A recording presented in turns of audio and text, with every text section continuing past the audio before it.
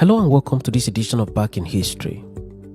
Back in History sets out to refresh our memories on the events that took place in the historical past. In this edition, we bring to you the text of Nelson Mandela's speech on the day of his release from prison after 27 years of incarceration at the Victor Verster prison in Cape Town, South Africa. Not many names in the entire continent of Africa and the world have had the privilege of gaining the type of recognition and mention that has been accorded to Nelson Mandela in human history. He was a towering figure whose name resonated across the globe. He was famous for several reasons. For the Aboriginal South Africans, Nelson Mandela was a hero and a true symbol of their individual and collective struggles. He was their mouthpiece and a fighter for their emancipation and freedom.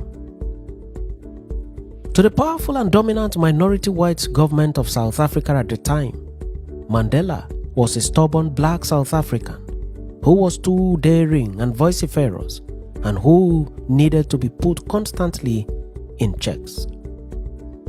Eventually, a decision was taken to lock him up in prison, and true to the decision, Nelson Mandela was locked up in prison where he remained incarcerated for a record period of 27 years. This level of incarceration was unprecedented in the whole of Africa. But during this period of his incarceration, the African National Congress ANC, of which Mandela was a registered member and leader, mounted pressure on all sides and sustained their call for the release of their leader and compatriot, Comrade Nelson Mandela, along with others detained with him. They held rallies and wrote several petitions to the government and demanded unequivocally for his unconditional release. Student bodies across South Africa also held protest marches for the release of Mandela. Several countries in Africa and other parts of the world joined voices in their call for the release of Mandela. Despite these calls and protests, the government remained adamant and remained so for an unbroken period of 27 years. The pressure later became too much, with very important personalities at the global scene and across Africa making specific calls for the release of Mandela. With the repeated calls at home for his release and the calls from the VIPs across the world, a decision was later taken by the government to release Mandela from prison. Mandela was informed of this, and the prison authorities were also notified to make adequate preparations for his release, including preparations to ensure his safety and security. When Nelson Mandela himself became convinced that he was indeed about to be released, and knowing fully well that the people of South Africa would love to hear directly from him, he began to pen down a speech in anticipation of the day of his release. The date was eventually fixed, and the date was 11th February 1990. Here is a text of the speech which Mandela delivered to a mammoth crowd on the day of his release. Unquote. Friends, comrades, and fellow South Africans, I greet you all in the name of peace, democracy, and freedom for all. I stand here before you not as a prophet, but as a humble servant of you, the people. Your tireless and heroic sacrifices have made it possible for me to be here today. I therefore place the remaining years of my life in your hands. On this day of my release, I extend my sincere and warmest gratitude to the millions of my compatriots and those in every corner of the globe who have campaigned tirelessly for my release. I send special greetings to the people of Cape Town, this city which has been my home for 3 decades. Your mass marches and other forms of struggle have served as a constant source of strength to all political prisoners. I salute the African National Congress, It has fulfilled our every expectation in its role as leader of the Great March to Freedom. I salute our President, Comrade Oliver Tambo, for leading the ANC even under the most difficult circumstances. I salute the rank and file members of the ANC. You have sacrificed life and limb in the pursuit of the noble cause of our struggle. Mandela went on to salute members of the armed wing of the ANC, most of whom had lost their lives in the struggle for the freedom of South Africans. He saluted the South African Communist Party, the United Democratic Front, the South African Youth Congress, COSATU, and several others who fought tirelessly for his freedom and for the freedom of South Africa. He also thanked the world community for their great contribution to the anti-apartheid struggle. He also thanked his wife Winnie and family for the strength given to him during the long and lonely years of his imprisonment. Mandela then continued, unquote, "Today, the majority of South Africans, black and white, recognize that apartheid has no future. It has to be ended by our own decisive mass action in order to build peace and security. The mass campaign of defiance and other actions of our organization and people can only culminate in the establishment of democracy.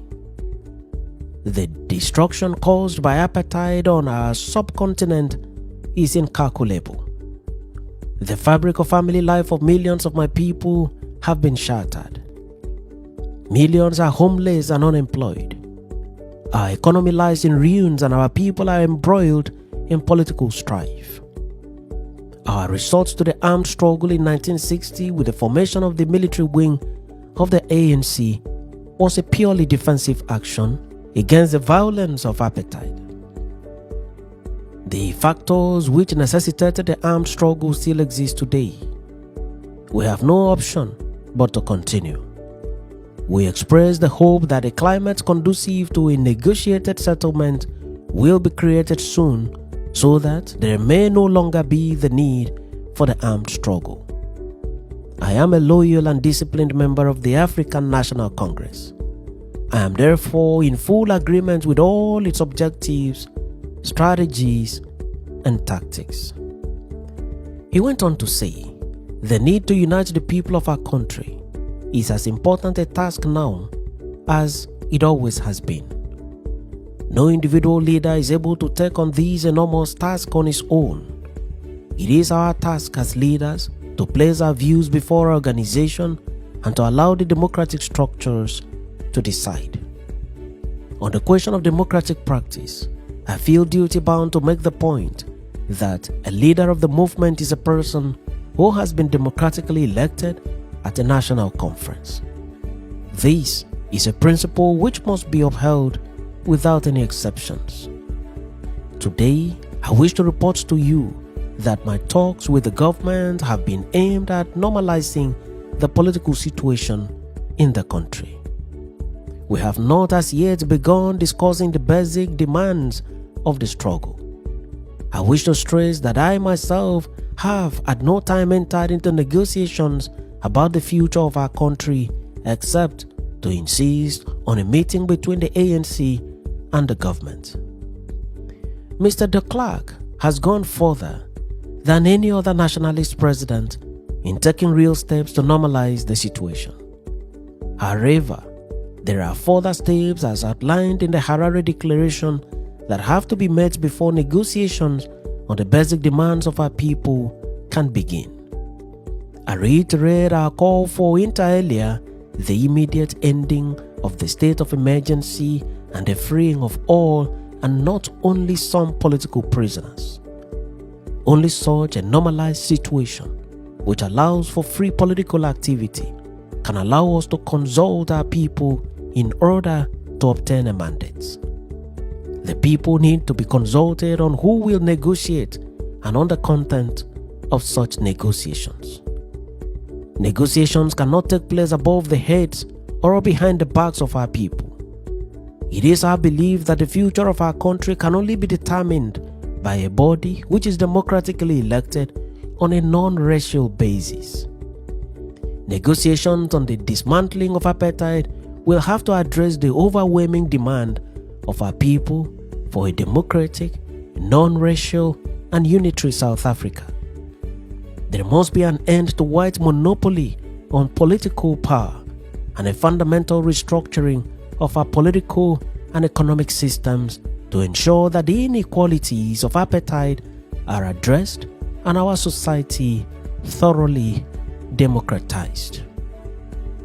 He went on to say, still on quote, "It must be added that Mr. de Klerk himself is a man of integrity who is actually aware of the danger of a public figure not honoring his undertakings.